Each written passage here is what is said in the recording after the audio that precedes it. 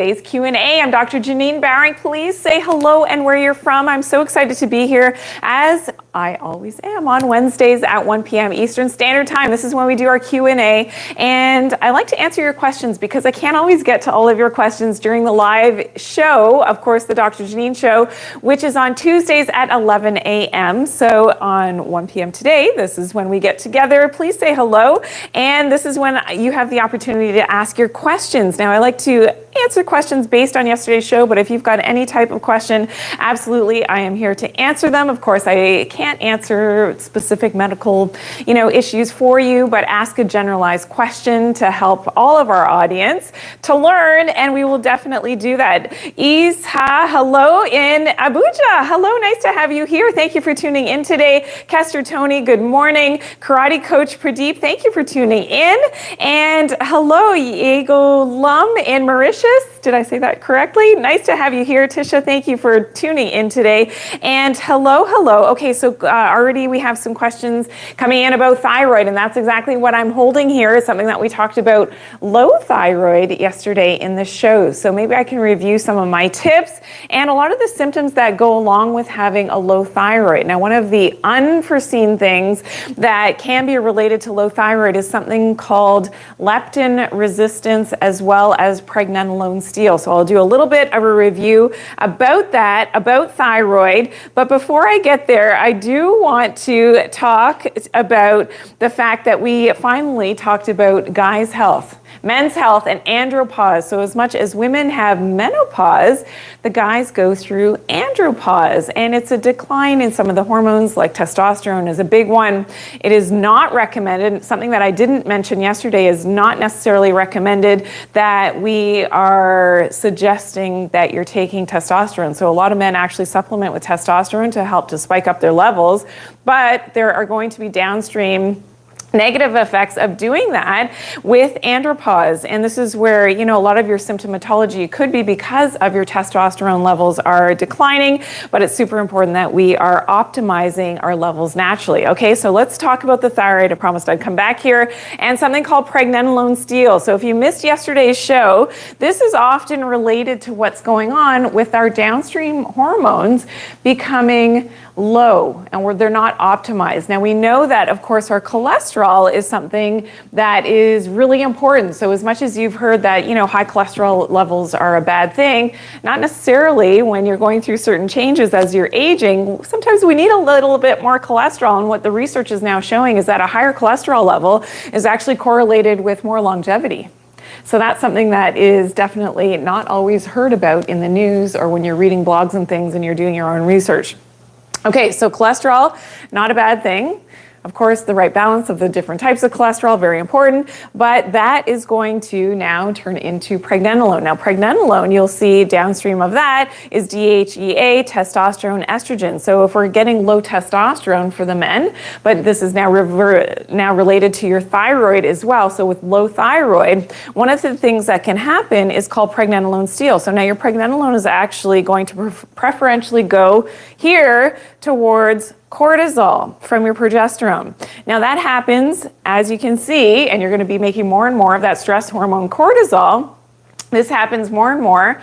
The more stress you have, the more pregnenolone steal. The more inflammation you have, the more leptin resistance you have, the more you're going to have this downstream cortisol, as it is a survival mechanism. Now, we don't want that necessarily, because the more that pregnenolone is going this way, of course, we're going to have lower estrogen, testosterone, and it's messing up our thyroid. And that's why we mentioned it yesterday in the show.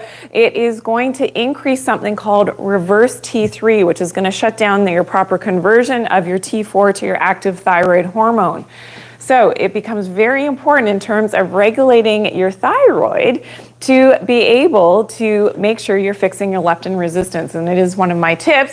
How do we fix our leptin resistance? One of the things, we've got to optimize our circadian biology. Now, this is very much based on our light environment. So being under artificial lights at the wrong time of day, after the sun has set. If you're in a bright light environment or under artificial lights, which is not full spectrum like the sunlight, then that's sending mixed messages to your brain, and that will offset your proper thyroid function. So this becomes really important. If you want to optimize your thyroid, it is something that you definitely want to fix some of these things as it's related to your leptin resistance, which I have a ton of content on. So if you do, and if you're new here, Tina Marie, thank you for sharing today's live, and Pinfold711. If everybody could hit that share button a few times, I truly appreciate it. It's great to have so many new people here as well. So thanks for my followers, and please hit that subscribe button and make sure that you are following. So it is really important, again, coming back to that thyroid, that you're optimizing your circadian biology. And one of my other tips here, if you're new here, is of course to see the sunrise, or as close to sunrise as possible. Wake up with the sun, go outside, get that natural light in your eyes, on your skin. It's going to send the right signals now. We'll go over to Lucy really quickly, to your brain and to your entire body chemistry, to activate the natural pharmacy that we have in our entire endocrine system. And that is dictated by that light and being grounded as well. So take off your socks and shoes first thing in the morning. These are my tips, part of what I talk a lot about in terms of being able to help with your leptin resistance. Okay. All right, Deepak is asking, here's a great question. Share if your TSH value is high, so higher than normal, manage it without the medicine. So this is something about fixing your thyroid and being able to actually, let's go through my tips, how to fix that low thyroid. So remember, if your TSH is high, which your TSH is secreted from the brain and it's trying to stimulate that thyroid. So when the TSH is high, it's trying to activate the thyroid. It's like, thyroid, let's get going, let's get going. We have to optimize because things are low. Then that's an indicator of a low thyroid function. But let's go through how to, and actually let's do the fill in the blanks. Okay, so we're gonna go over here for just a second, over to our board here where I can write in, and you can help me. So this is very interactive, something that we did yesterday. We'll go through it a little bit more quickly today as a review. Oh, we are? No, I want to fill them in. Can I fill them in, please? Okay, here we go. All right, so here we go. Yes, all right, so how do we do this? So this is tips for low thyroid, all right? So low thyroid. If you missed this yesterday, tips. There's a glare, so I hope I got that right. All right, low thyroid tips. Everybody, here we go. Fill in the answers if you know. Thank you for sharing, Leslie, today's live. Estelle, thank you for sharing as well. On some of the platforms, I can see who's sharing, so I appreciate that if you hit the share button. As I am live, I'm not always live, so when you have the opportunity to actually tune in live, lucky for you, because it's so much fun. It's very interactive. I try to make it fun for everybody, because learning, if you are engaging in your learning, then this can really help you and your own health when we're talking about thyroid, and maybe somebody you know or you're going to come in contact with in the next few days. It's weird how things happen, that maybe needs to hear this information. So that's why I appreciate the fact that everybody participates, and thank you for sharing today's live. Okay, so what are we doing? Something that I already mentioned, yes. Serafina, of course, we're going to fix our leptin resistance. This becomes really important for our low thyroid, and activating our thyroid, we've got to fix that leptin resistance.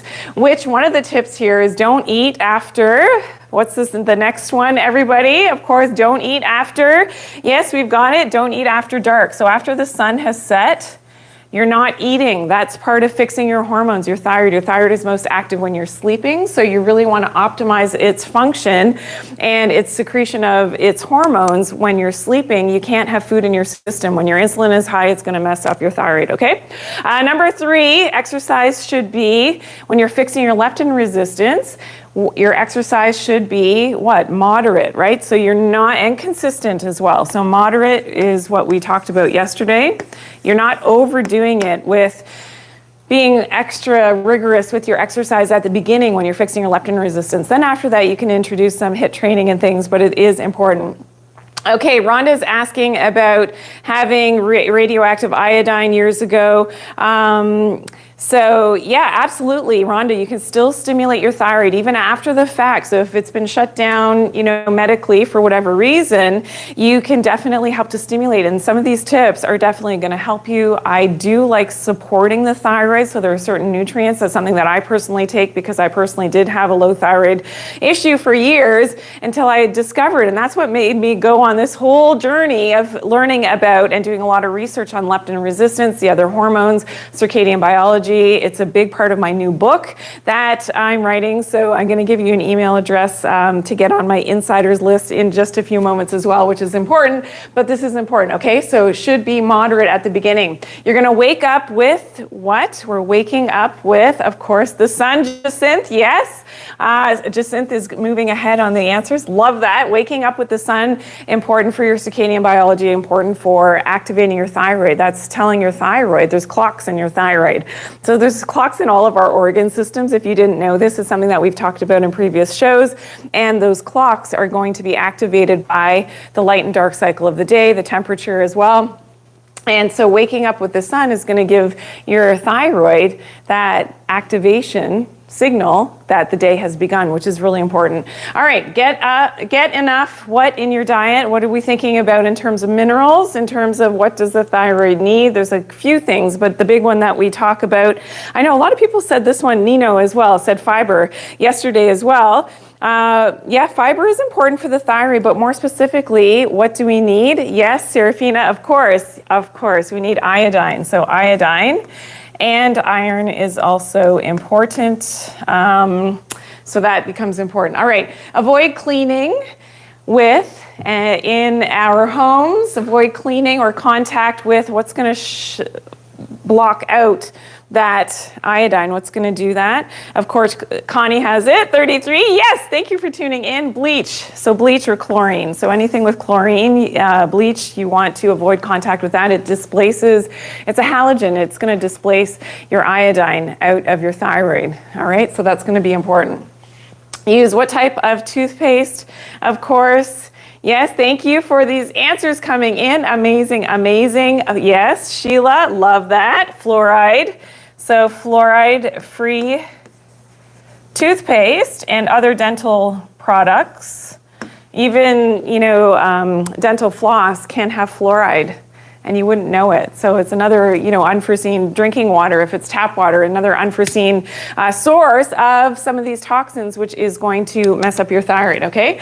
Don't wear what on your neck? This one's a little bit tricky if you don't have the full context of what we're talking about. Bazib has the answer very quickly. Of course, don't wear sunscreen on your neck or makeup. So most makeup and foundations now have sunscreen in them.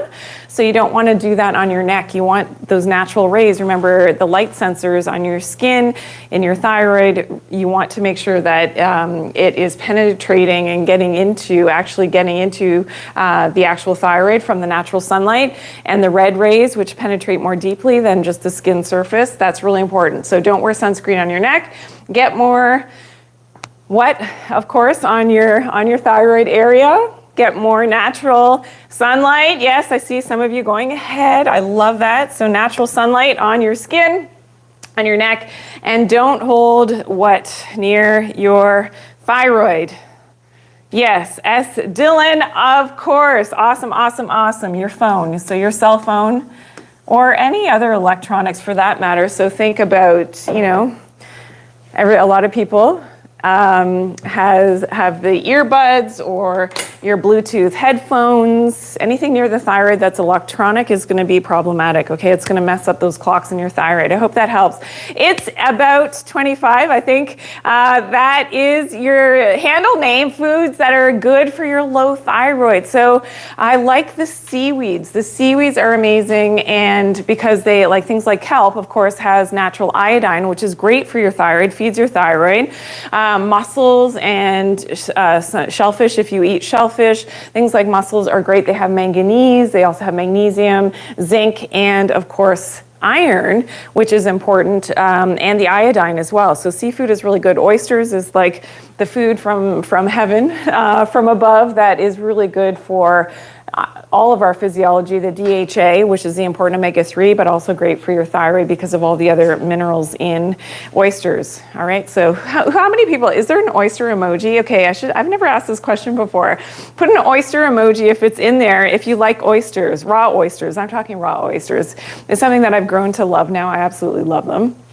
I always take my parasite cleanse though right after something that I discussed last night at dinner. Ramen, yes, Cian has and Tracy, okay, you found the oysters emoji. Nevea has it as well, love that name. Heaven spelled backwards, love it. Sunshine 28, okay, Nevea, you really found, yeah, Monica, Helly found it as well. Bizib, you found the oysters, yeah, and you like the oysters? I know, I think they're fantastic. So yeah, they have to be, well sourced and fresh, of course, but great for your thyroid. All right. Now, another question that came in, vitamin K2 with magnesium. I like this question. So there are certain rules. We did talk a lot about vitamin K2 yesterday in the live, and I know that there's another question coming in about avocados. The J Medlock, I'm going to get to that question in just a second about avocados. But yes, so talking about and I know people asking about the oysters and parasites as well, which, yeah, that's why I always take a parasite cleansing herbal medicine after eating my raw oysters. It's just, for me, a preventative. It's just like a wise thing to do. And luckily, my digestion remains good and healthy. I think that's a big part of it, is just being precautious when you're eating anything raw. Okay, so back to the vitamin K2. Yes, so alongside magnesium, I do like that combination.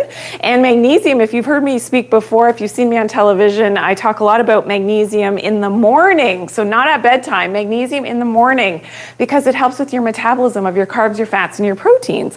We also need, of course, magnesium.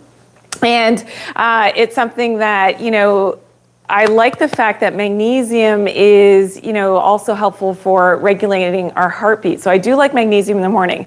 Now, here's the thing about vitamin K2. I don't like vitamin K2 with vitamin D3. So I actually prefer vitamin D3 with magnesium in the morning, vitamin K2 closer to bedtime. All right. So the K2, I do often, get a lot of controversy around the fact that taking vitamin D3 and K2 at the same time is how a lot of the supplement companies are doing that, but I actually prefer them to be separated. So, I mean, technically, if you really wanted to take your magnesium with your K2, you probably could. What's more of a risk is your D3 with your K2 at the same time. However, I prefer magnesium, D3 in the morning, if that makes sense, and of course K2 and a whole food calcium closer to bedtime, because K2, remember, is going to help to allow for that proper navigation of where calcium needs to go in your body. So of course we want to optimize it in the bones and in the teeth, not so much in the arteries and blocking our cardiovascular health, because we know that vitamin K2, something that we talked about yesterday, is very protective for our artery health and making sure that we don't have calcium deposits and buildups and plaque formation in the arteries. It actually is one of the things that's been tested now to actually help, and we have this great animation here in terms of maybe an unhealthy arterial wall, and you can see this plaque formation. We don't want calcium going in here and clogging things up, but it's important to note that vitamin K2 in some research now has been shown to actually go in and actually cleans up the arteries. So if you've got something like this happening in your arteries, which is super scary, it can actually go in and clean out the arteries. Okay, back to the J Medlock's question. Avocados are good, love avocados, but in season, if they grow close to where you live, and they're in season. So for a lot of people, that's not. I'm in Canada. A lot of people are in the US, northern US, of course. We don't really grow avocados naturally. So again, the seasonal diet becomes very important, because all food is programmed with natural sunlight information. And the carbohydrates tend to have more blue light in them. That's how they are formed, because they have more of that UV and that stronger UV throughout the day in a hotter climate closer to the equator. So yeah, this is information that you may not have heard before. So that's why eating a local seasonal diet based on where you live becomes very, very important, if you have the natural sunlight to help you to metabolize those foods. Now, the way that I sort of tweak this for my own diet, which works for me, is not going to be for everyone. But for healthy people, is like, if I'm in the summertime in Canada and I'm under a lot of light, then that's when I'm going to eat the avocados. Not so much in a cold winter when, my natural diet wouldn't allow for that to grow in the area where I live, if that makes sense. Okay. So yes. Okay. So what are, Love Dub Voice is asking what natural ingredients in a vitamin K2. It is something that we talked about yesterday. So vitamin K2 from a natural source, fermented source, is something that I like. The one that I take is actually chewable, and it's the carrier molecule. So this is actually the one that I take. You can see it here in the capsules, and it tastes like strawberries, and it's in a gel cap, a soft gel cap. And the important thing about this is that it has MCT, so medium chain triglycerides from coconuts, and those medium chain triglycerides help with the proper absorption of that vitamin K2, which is fat soluble. It is one of our fat soluble vitamins. Not all vitamins are fat soluble, but this is so important. Bernadette, nothing grows in Canada in the wintertime. Exactly. So this is why, a seasonal diet, that's why I've suggested, and I've said in previous shows, I think we talked about this last week in the show, that a more keto style diet in a Canadian winter would make sense because of the fact that we wouldn't necessarily be able to grow them. Now, yes, we can freeze avocados. That's a Zagabo 1313. Love this question because, we can freeze fruits and vegetables. So potentially it's okay because, if we had access, but I don't think historically, like I think back to the olden days, we wouldn't have had access to walk all the way to Mexico to get our avocados and then walk all the way back up into, our cold Canadian winter to be able to save those avocados. Just, I don't know. It doesn't make sense. So maybe the frozen things, now frozen berries, if you've kept those from the summertime and they grow where you live, then maybe that would be okay. But avocados, I'd say not so much. It wouldn't be as realistic. Okay, it's not broke. You live near the Mexican border and you have the best avocados year round. Amazing. Yes, so you are very blessed to be able to enjoy your avocados throughout the year, which is very, very good. Okay, so Lapina Karen, so you don't eat any fruits or veggies in the winter at all? Not so much. Yeah, my kids complain because there's no bananas in the house throughout the winter. But it's funny, when I did buy some bananas in the summertime, when, in my mind, okay, technically I could have a banana tree when it's warmer here in the summertime, my kids didn't eat them. So I guess we're changing things, and your tastes change the more that you tune into what your body is supposed to be eating. Okay, so that it's a great question. I love that. Okay. T. Rose Lover, what do I eat for breakfast? Eggs. That is my go-to for eggs. Pasture-raised eggs is my go-to. Sometimes most days I'll have a sourdough, like a true sourdough toast, and some organic peanut butter or almond butter is something that I'll do, and so that's usually my go-to breakfast. But eggs, I love eggs, and I think they're very important as part of the diet. I do have some videos on that if you've missed that, so that's a great thing.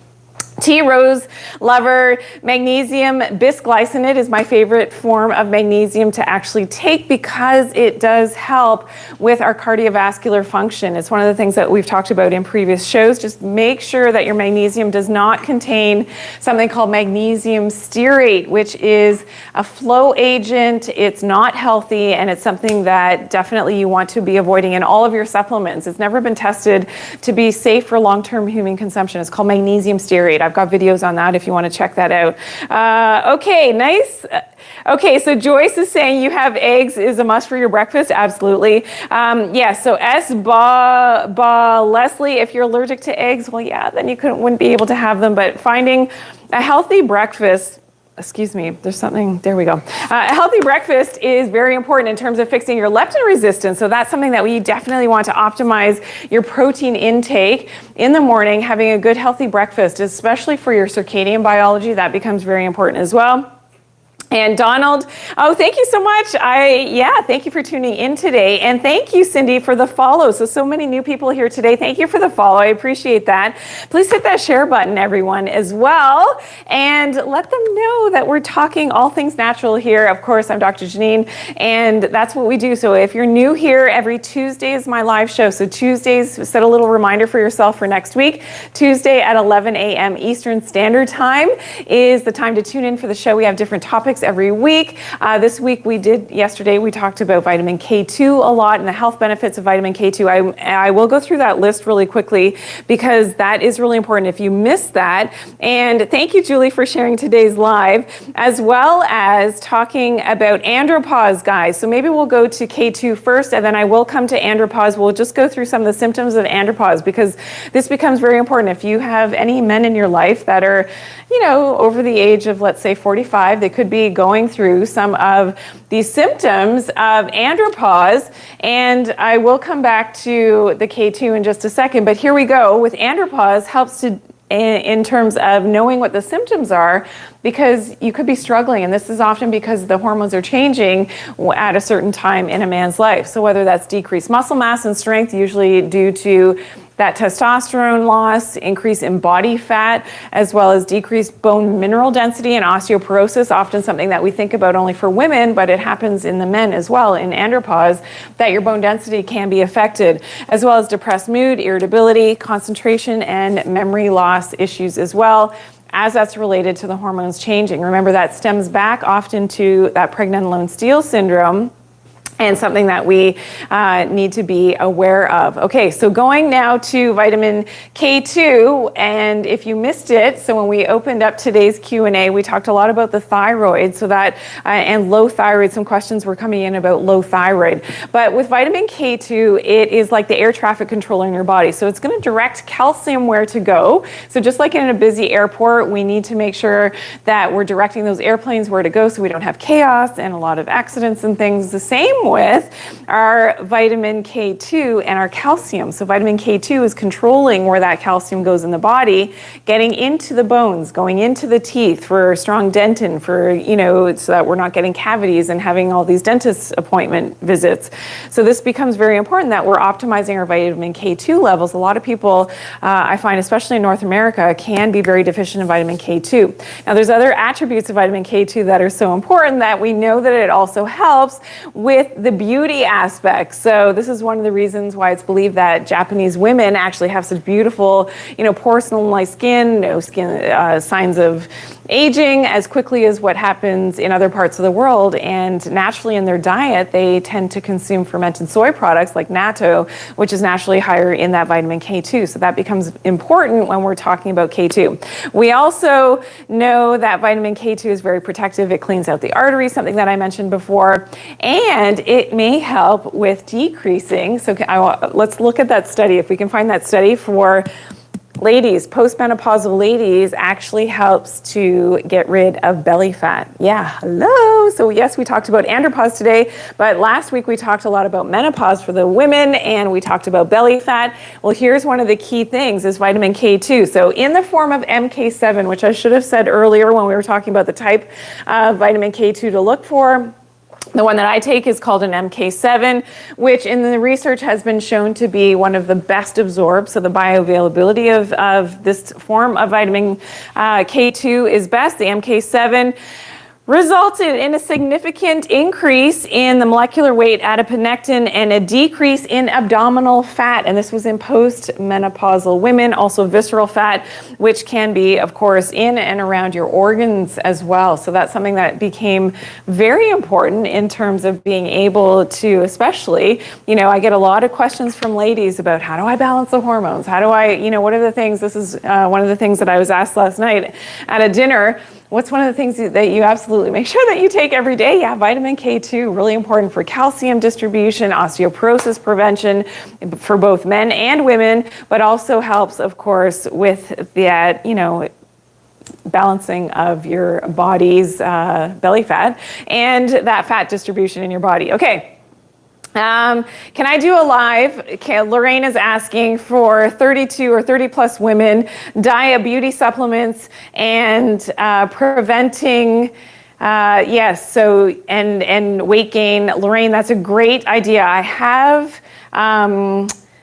I have had other requests for women's in the 30 plus region. So that's something that definitely a lot of what I talk about in terms of, the hormones changing and longevity. So maybe we should do like a longevity show and like, here's the steps to 10 steps to longevity, which might be something that would be fun for a future show in the next couple of weeks. So I'm not, I don't know. Yeah, you know what? We could do some of that next week already. So please tune in next week on Tuesday to the live show, the Doctor Janine Show on Tuesday at 11 a.m. Eastern Standard Time, and we will talk about longevity and some tips for both men and women as to how we can optimize things in our 30s. It's a critical time for health and staving off disease and really optimizing what you do have going on. And, maybe it's baby steps towards getting healthier in terms of diet and exercise to be able to do that.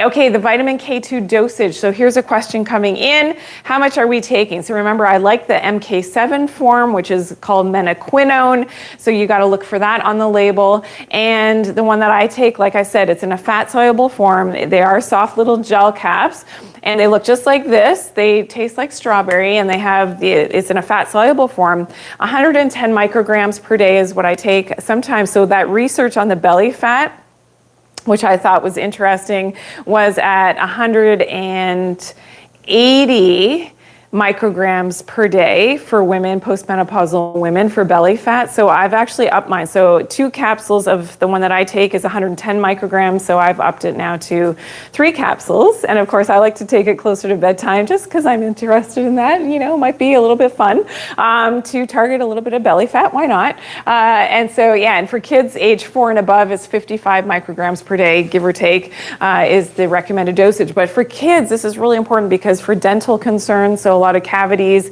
and for bone density is something that my son, if you don't know the story, if you've seen me on television, I've told the story a couple times, but my son, my youngest, broke his arm not once, but twice in these freak accidents. And the first time on a scooter, the second time, in his gym class playing volleyball, whatever. And so it is something that we use to repair his bone very quickly. And it was something that was important. It was the vitamin K2, remember, and taking the right type of calcium and directing that calcium into the joints and into the bone density was very important. Nice to see you. Great to have you here from London, the J Medlock. Thank you so much for tuning in. And how much vitamin D does a pregnant woman need? It really does depend on what your doctor has suggested. So everybody, of course, is different depending on where you live, what season it is. So you do have to check with your doctor what your doctor recommends. And the dosages are different in different countries as well, which is interesting. Here in Canada, they've now upped in the last, I'm going to say 3 years ago, they upped the lower parameters. So that used to be 1,000 micrograms was the lower dosage that you can take safely without needing a prescription from a doctor. They've upped that to 2,500 international units now in Canada for vitamin D. And I'm sure that happened based on what we know what happened in the last few years in terms of, keeping our immune systems healthy and why vitamin D becomes so important. Okay, so Sandra, you're asking, what did I just say about the teeth? So if you're prone to cavities, and for children especially as well, vitamin K2 becomes very important. The right type of toothpaste as well. So fluoride is not what you think it is. If you do the research on this, fluoride can be very toxic and actually causes the teeth to be less strong and healthy. Yeah, if you've got fluoride toxicity, which is more common than what you would think. So this is where, educating yourself, and that's what I do here, of course, answering your questions about being able to optimize, when we're talking about our dental health and our bone health for osteoporosis prevention, is vitamin K2, and as well for the teeth, and a good quality whole food calcium. So I like one that's made from coral calcium, really has a huge bioavailability, so it has a great ability to, have that proper absorption.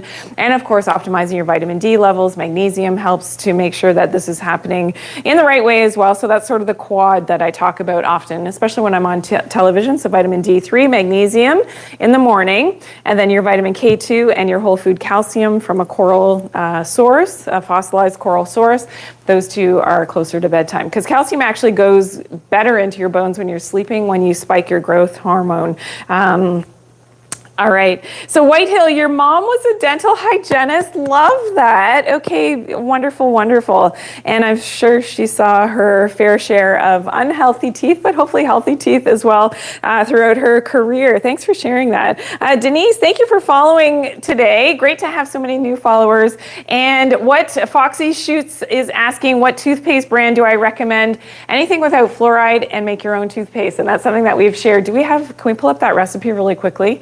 For Foxy Shoots, we're gonna show you my natural whitening, and it actually helps to remineralize your teeth. Okay, so thank you so much, my team behind the scenes. Let's give them a big shout out and lots of love. Thank you. Thank you for all the hearts coming in as well. Thank you so much. I love that. Thank you so much for participating in the live, of course, whenever I am live. And I appreciate all the love that comes through. But here we go. This is something that we shared in a show last week. Yeah, I think we mixed this up. Was it last week, guys? Yeah, I think it was last week or 2 weeks ago. 2 weeks ago. Yeah, 2 weeks ago, says Ali. All right, here we go. So you're going to mix in your whole food calcium powder, some baking soda, xylitol powder, which actually helps to moderate your proper bacteria in the mouth, some coconut oil, and some peppermint essential oil. And you just mix that and keep that in, a healthy glass container if you can, and you just use a little bit on your toothbrush. It is amazing. Again, whitens and brightens, but also remineralizes the teeth because it does have that whole food calcium powder, which is a supplement, and that's the type of calcium that I take that is in there. All right. Amazing. Thank you for everybody who tuned in today. It was so great to have you all here. Make sure you do tune in on Tuesday for the live show. Remember, that's Tuesday at 11 a.m. Eastern Standard Time. I will see you then. And we will be talking, oh yes, my email list really quickly. So please screenshot this to take a quick note.